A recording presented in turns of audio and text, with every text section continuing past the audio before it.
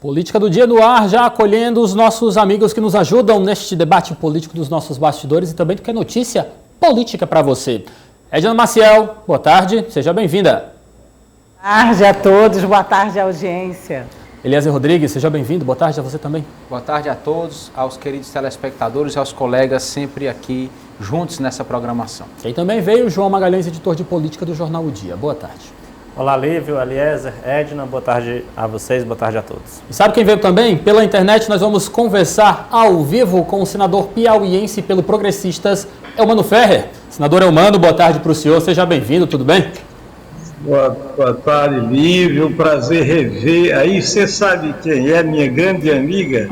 Olha a só. Edna Maciel, que eu estou vendo aí, o nosso querido Eliezer, e esse jovem Joãozinho aí, o João, esse comentarista político.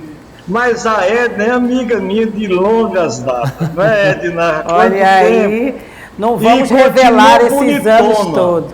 Muito obrigada, senador, o galante do Piauí.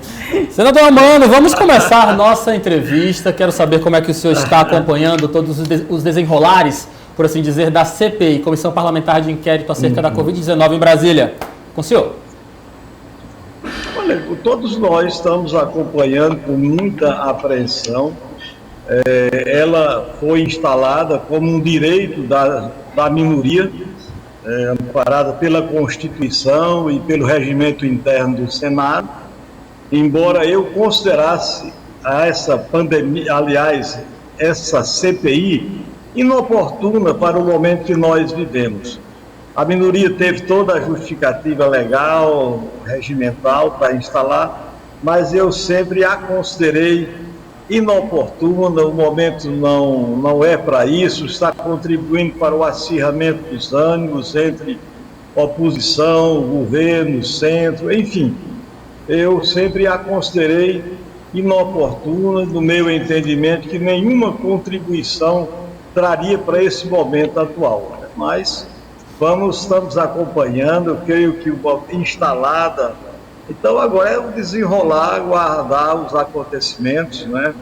O governo está com a participação minoritária nessa comissão, muito bem articulada pelas oposições, muitos pré-julgamentos, e nós já sabemos como ela vai terminar. Eu particularmente sei.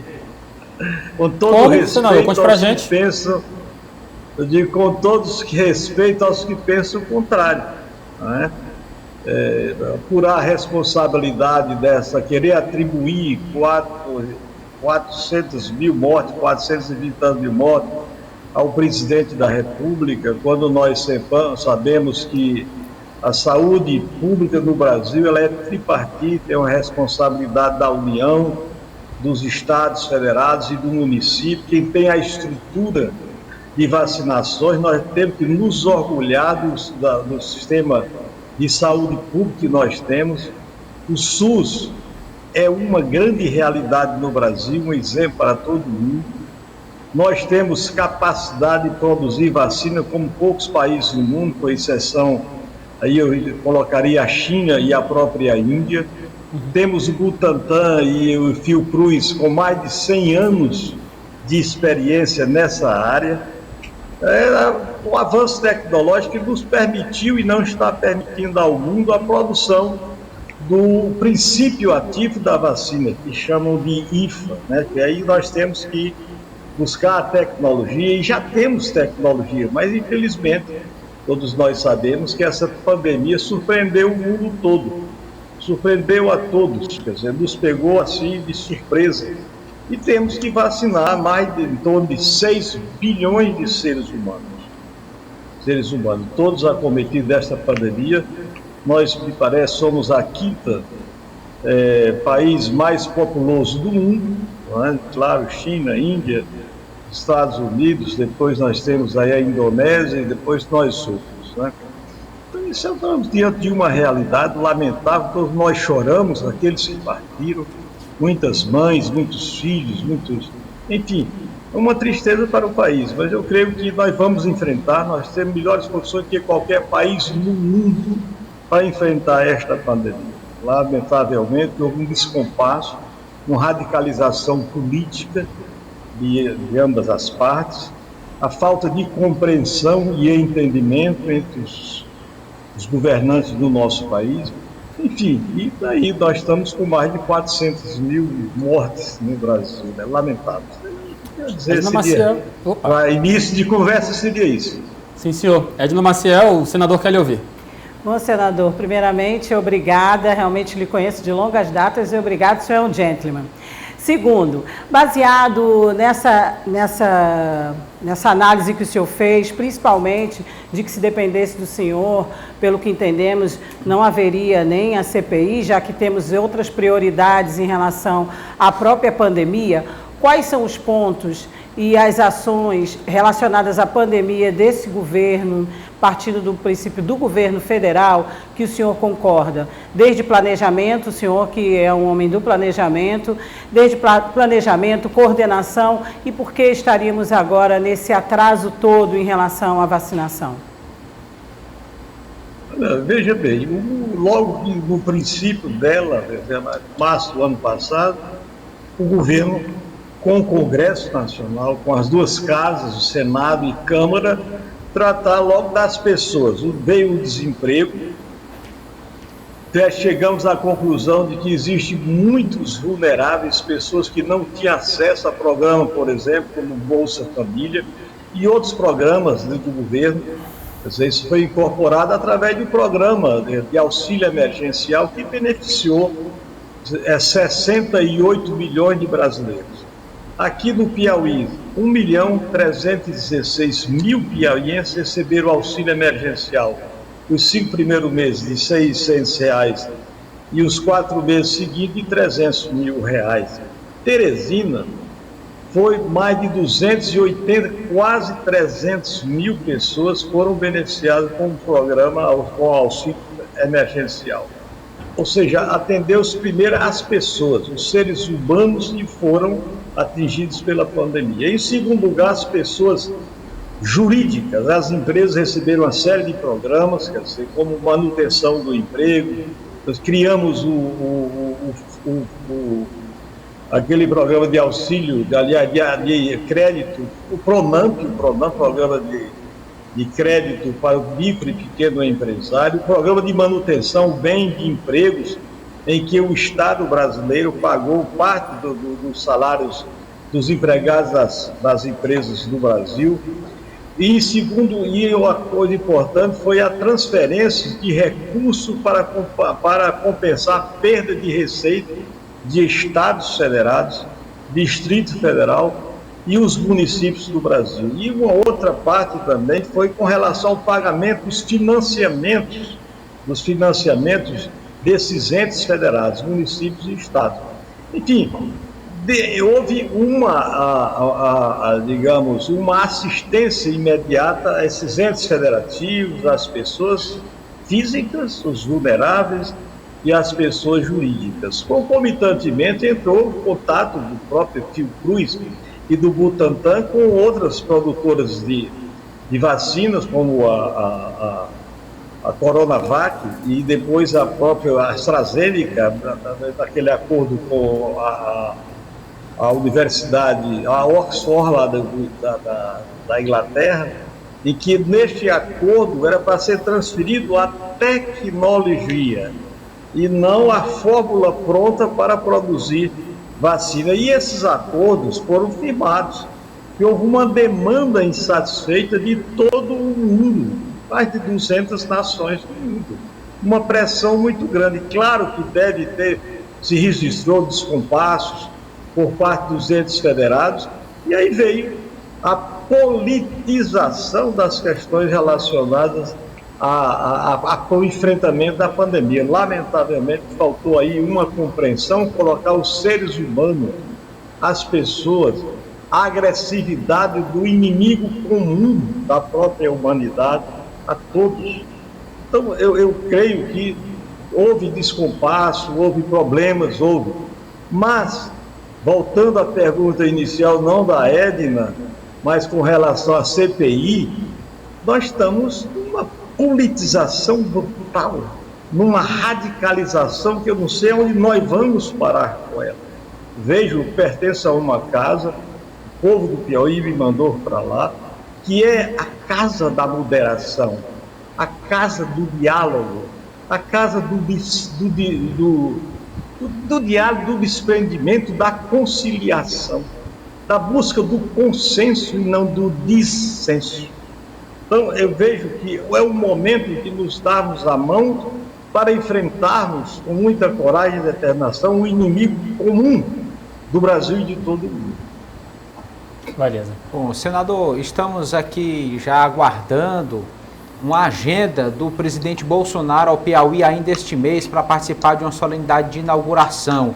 É também uma estratégia política de aproximação com essa região sul do Piauí, do Nordeste também, digamos assim, uma região bastante interiorizada. O senhor lê dessa forma, interpreta assim, essas vindas do presidente ao Bolsonaro para tentar pavimentar uma base política? Creio que também, mas veja, eu lembro-me como se fosse hoje, e você estava lá. Você estava lá, aliás, lá no DENIT, em junho de 2019, quando aqui esteve o ministro Tarcísio Gomes de Freitas, ministro da Infraestrutura, e o general Santos Filho, diretor-geral do DENIT, e do DENIT aqui, toda a bancada federal, todos os partidos estavam lá, em que o ministro do governo Bolsonaro assinou, através dessas pessoas que eu citei, do ministro, diretor-geral do DENIT, a ordem de serviço para a conclusão de um sonho de mais de 30 anos, que é a ponte estaiada sobre o rio Parnaíba, ligando as cidades de Santa Filomena, nos Cerrados do Piauí, a cidade de Alto Parnaíba, nos Cerrados do Maranhão, uma ponte estaiada, um sonho importantíssimo para o Batopiba, esse programa de ocupação dos Cerrados dos 4 estados, né? E então o prazo era de 24 meses. Isso vai fazer 2 anos no mês, agora no próximo mês. Essa ponte está pronta há 4 meses atrás. Essa obra foi iniciada e concluída em menos de 24 meses, conforme está no contrato contrato da obra em si. Então, isso o presidente vem inaugurar esta obra agora no dia 20. Creio que ele está fazendo isso em vários estados da federação, concluindo muitas obras inacabadas, obras paradas há 10 anos, 5 anos, 15, 20 anos. Quer dizer, então eu creio que ao tempo em que há uma oposição radicalíssima ao presidente da República, tão radical que quiseram tirar a vida do presidente Bolsonaro, ainda em campanha, e isso persiste depois de 2 anos, de forma muito radical. É uma frente contra o governo que está aí. Então, isso que é uma coisa que é inconcebível, mas tudo em política, é a luta pelo poder, a permanência no poder, enfim, é isso que nós, a sociedade, tem que enfrentar. E, enquanto isso, temos desemprego de mais de 4 milhões de desempregados, 14 milhões, melhor, no Brasil, empregos diretos que vêm se perdendo há mais de 6 anos no nosso país. E temos os invisíveis, que são os vulneráveis, que não têm carteira, nenhuma assistência. Nós, no Brasil, temos uma população ativa, economicamente ativa, de 100 milhões de brasileiros. Só tínhamos 30 e tantos milhões, 38, carteira assinada.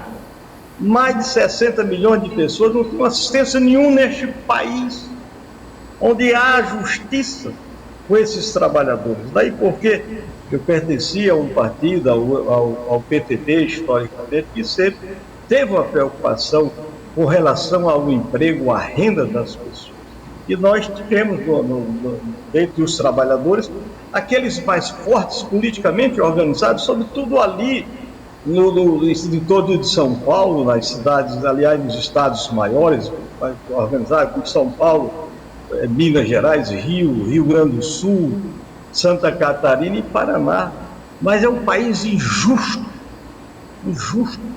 O sistema de saúde, que nós avançamos muito no sistema único de saúde, da educação, mas temos muito que fazer, nós temos que fazer a justiça social nesse país. Nós não fizemos isso ainda. As esquerdas ocuparam o governo do país mais de 10 anos, 13 anos, 14 anos, centro, enfim. nós não encontramos um denominador comum face aos grandes desafios que tem o país interregionalmente desigual. Veja aqui, nós estamos no semiárido dentro do Piauí, nós temos regiões ricas do Vale do Burgué e nos Cerrados, mas nós temos um semiárido com quase 100 mil quilômetros quadrados do 252, um universo da população muito grande, totalmente sem água, sem problemas, sem abastecimento, sem saneamento. Nós tínhamos que buscar isto. Nós estamos aqui conversando, mas a gente fala mais em política e em eleições do que nesses problemas sociais. Eu tenho uma grande preocupação com os jovens que estão saindo das universidades, das instituições de ensino privado superior, que estão devendo aos fiéis, não podem pagar, nem têm como pagar, e saem das universidades, nenhuma oportunidade para se inserir no mercado de trabalho com seus níveis superiores. Eu vejo o quanto a classe de vocês, jornalistas, publicitários, enfim, e da área de engenharia, da área de saúde, essa é que deve ser a preocupação nossa. São 10 milhões de jovens. Aí a gente conversaria no outro portal, estou conversando muito, desculpa aí. João quer perguntar para o senhor também, senador. Vai lá, João. Senador, boa tarde. Joãozinho, vamos, Joãozinho, boa tarde. Tudo bem, senador. As medidas restritivas, sem dúvida nenhuma, o governo federal tem uma visão crítica em relação às medidas restritivas, que têm sido adotadas principalmente pelos governos estaduais. Queria saber como é que o senhor avalia até o momento essa postura do governo federal, voltando aí um pouco ao assunto da pandemia, em relação a ser contrário a essas medidas restritivas que os governos estaduais têm adotado. Olha, todos nós sabemos, isso é uma convenção mundial, que a máscara, o isolamento físico, né, isolamento social, a gente vive num estado, num país injusto. O isolamento é físico. Entre eu e você não podemos a mais de um mínimo de 1,5 metro, etc. Então isso aí é uma tônica. Agora, claro que o presidente tem suas convicções. Nós estamos enfrentando, eu volto a repetir, um problema muito sério no nosso país. A tensão entre os poderes do Estado, poder legislativo, poder judiciário, poder executivo, eu vejo isso um problema. Quando nós temos, por outro lado, buscar não só entre os poderes, mas entre os entes federados no enfrentamento da pandemia como essa. Eu tive a oportunidade de servir Teresina, 2 anos e 9 meses, e sei o quanto é importante essa integração entre o município, o Estado federado e a União no enfrentamento de vários problemas sociais, econômicos e justiça social, sobretudo. Enfim, de uma série de questões. Então, lamentavelmente, isso aconteceu. Eu não vamos aqui repetir o que vocês sabem mais do que eu, que vocês é o tambor de ressonância, né? O jornalista, o repórter, o homem de imprensa, está lá na comunidade, nos grandes desastres, enfim, e está presente nas assembleias, no parlamento, vocês estão em todos os lugares. Vocês têm uma visão social, uma visão econômica, mas sobretudo uma visão política dessas questões que estão aí a nos desafiar. Eleição a cada 2 anos. Se trabalha um ano, o outro não se trabalha. O planejamento de longo prazo está desaparecendo. Até quando? Então nós temos, no meu entendimento, temos que ser muito francos nas discussões políticas, nesses processos eleitorais. Nós temos que ter uma visão de longo prazo. Quando é que vamos erradicar, talvez impossível, a pobreza, a miséria, a desigualdade, um sistema de saúde que avança, recua, uma educação de qualidade, que hoje só tem oportunidade, se não fosse as cotas, só tem a oportunidade de entrar nas universidades públicas, quem pôde pagar uma escola privada? Um pobre. Sem educação nós não há avanço social. Eu sou uma pessoa do interior, muitos de vocês são. Então é isso aí, eu falei demais. Você, mas falou bem, obrigado, viu, senador? Uma excelente tarde para o senhor, volte mais vezes. Claro, mas não para falar demais como eu, sem dar oportunidade a vocês. Me desculpa, viu, Eliezer? A todos vocês. Tranquilo, grande abraço, senador. Obrigado, senador. Boa tarde para o senhor, até o nosso próximo encontro. Tchau, tchau.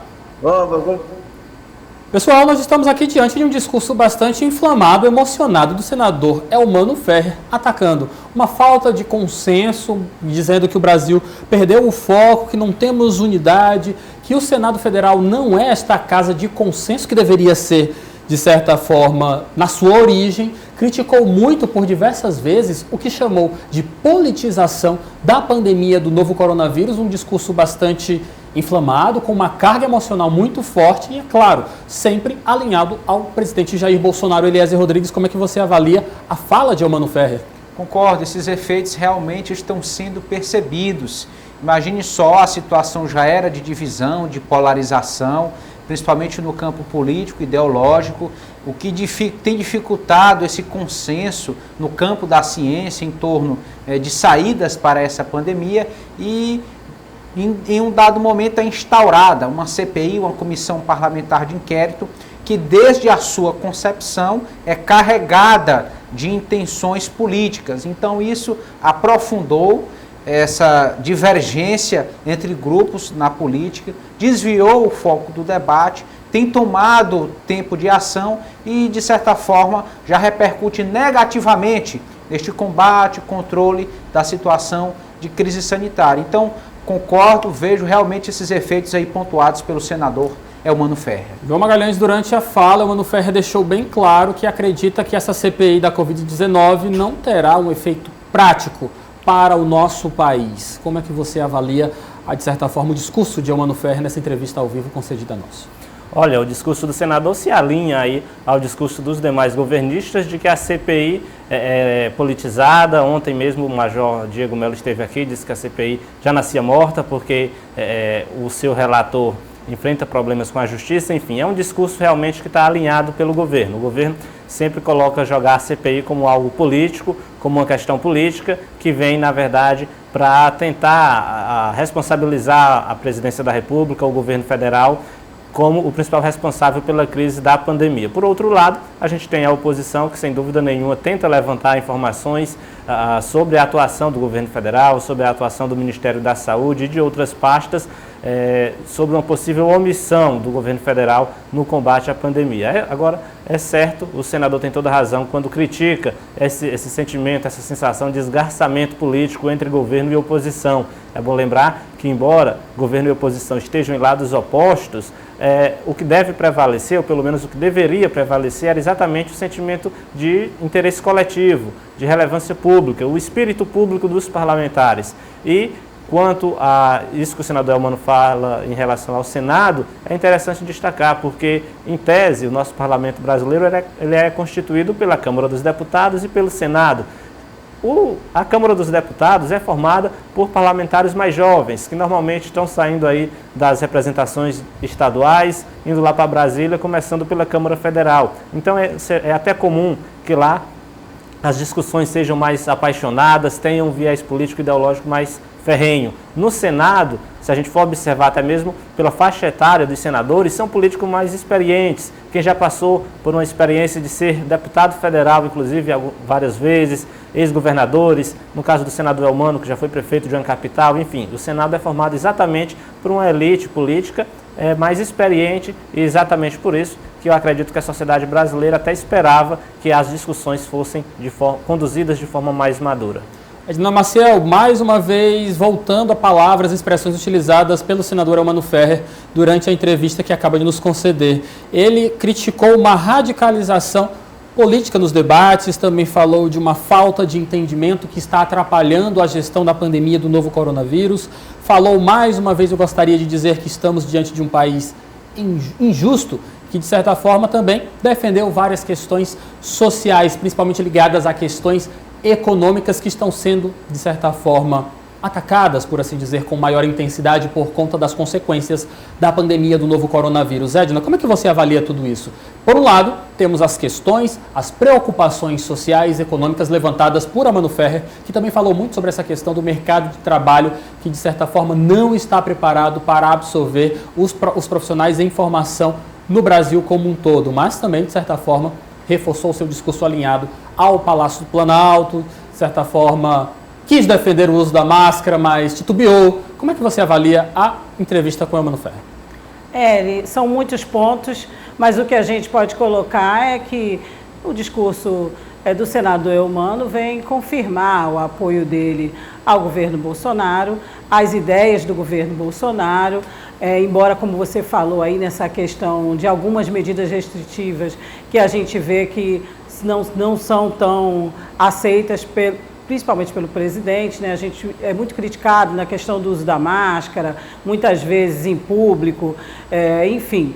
Mas, como você falou, o senador titubeou, mas na pontuação que ele colocou toda em relação ao auxílio emergencial, né? Levantando a bola do governo federal aí nos pontos em que ele considera positivos, como é o auxílio e como são outras medidas. E se colocando aí contra a CPI, mesmo dizendo que, é claro, a CPI já está em curso, já foi tudo feito da forma como deveria ser, mas que, na opinião dele, a CPI não seria prioridade nesse momento, com esse discurso bem apaixonado e um discurso bem profundo nessa questão social, né? Em que, em primeiro lugar, viria mesmo, e a gente sabe que, em primeiro lugar, teríamos que ver a parte prática, né? Ele não chegou a falar na parte da vacinação em massa, da ciência, mas colocou bem essa questão social, como você bem pontuou, Lívio, e colocou a questão do desemprego. Enfim,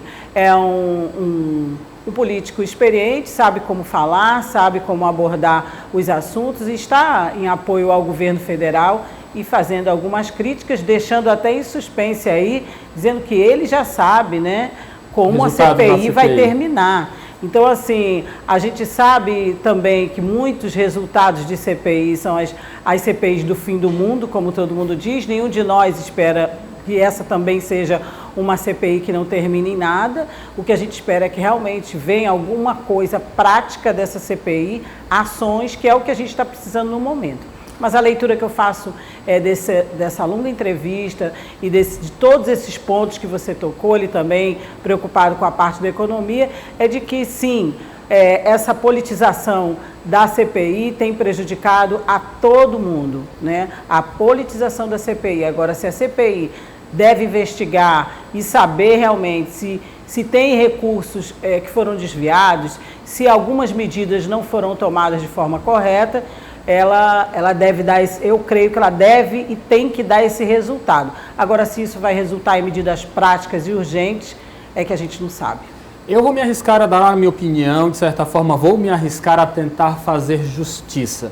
Eu acredito que realmente o grande problema da gestão da pandemia do novo coronavírus, o grande problema da CPI Covid-19 no Senado, trata-se da politização desses assuntos. Nós estamos diante de um país inflamado, que ama discutir política, que ama, de certa forma, julgar seus opositores, que, de certa forma, perde o foco com muita facilidade.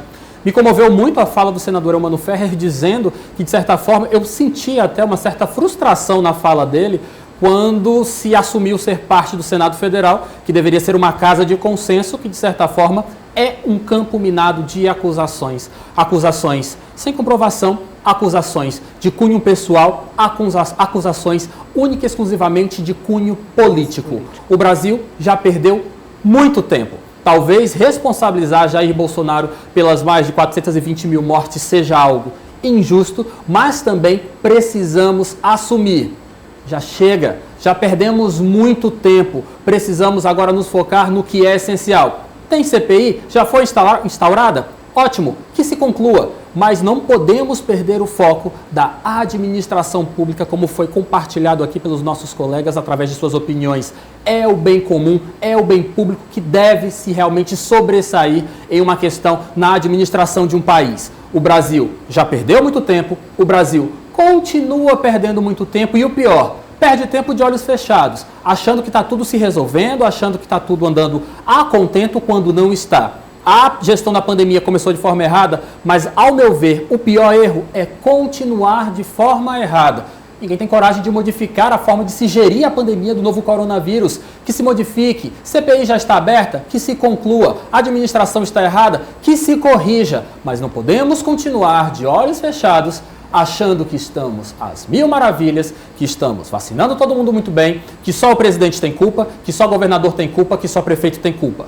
todos são gestores públicos. Assumem esta figura de gestores públicos por assim representarem interesse coletivo público. Se está errado, que se modifique o quanto antes, para que, no caso, se continuar errando, se modifique de novo, mais uma vez, 2, 3, 4, 5 vezes, se assim for necessário.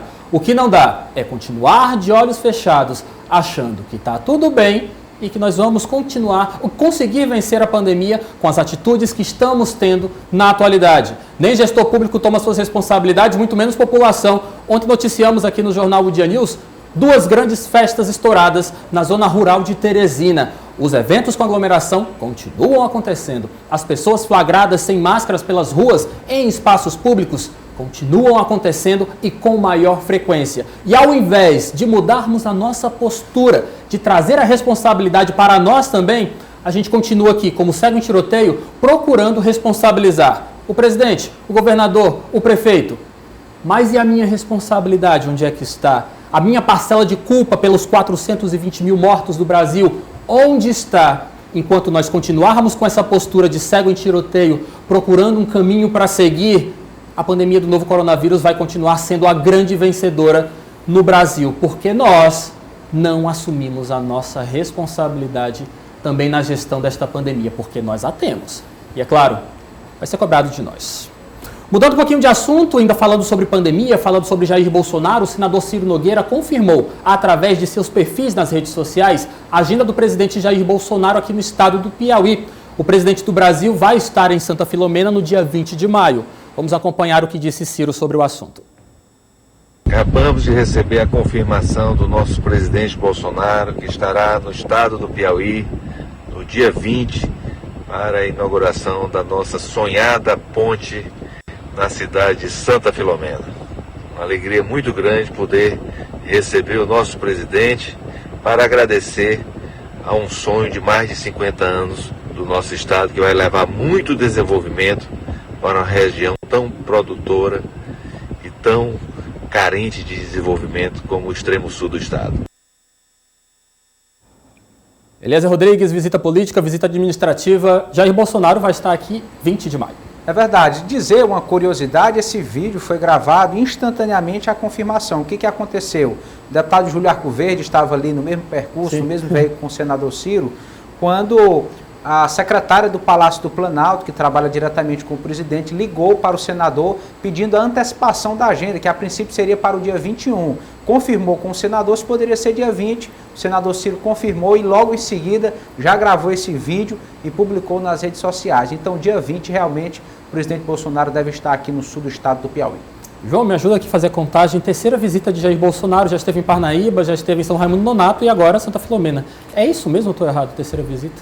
Te peguei de surpresa. Pegou de surpresa, mas eu estou lembrando realmente dessa visita a São Raimundo Nonato, que tinha como foco lá investimentos no turismo, na região da Serra da Capivara, assim como a agenda também lá no oeste da Bahia. Lá em Parnaíba, nos tabuleiros litorâneos, né, onde ele visitou, ao lado inclusive do prefeito Mão Santa, e agora no sul do Piauí, para inaugurar uma obra que sem dúvida... Se eu não me engano é a terceira. Oi? Se eu não me engano é a terceira visita. Exatamente, para inaugurar uma obra que é essencial para o agronegócio, para o setor produtivo ali nos Cerrados Piauienses. Vem boa hora, João, essa visita promete aproximar Jair Bolsonaro dos seus eleitores e, é claro, também da sua base política? Com certeza, sem dúvida nenhuma, o presidente faz esse esforço de se aproximar cada vez mais de políticos alinhados a ele. Aqui na região Nordeste, tem se destacado, inclusive no Ceará, na própria CPI da Covid-19, o presidente Jair Bolsonaro demonstra que tem um novo aliado agora no Ceará. Enfim, ele sem dúvida nenhuma tenta fortalecer a sua imagem junto a uma região que historicamente nos processos eleitorais vinculadas aos partidos mais de esquerda, principalmente nos últimos anos ao Partido dos Trabalhadores. Edna Maciel, cresce Jair Bolsonaro, também cresce Ciro Nogueira como articulador? Ele está aí falando muito animado dessa visita, né? Assim como o senador Eumano falou também, e é a busca por mais eleitores, é o fortalecimento de quem já faz parte aí da sua base e a interiorização mesmo do partido e do nome, tanto de Jair Bolsonaro como do Ciro.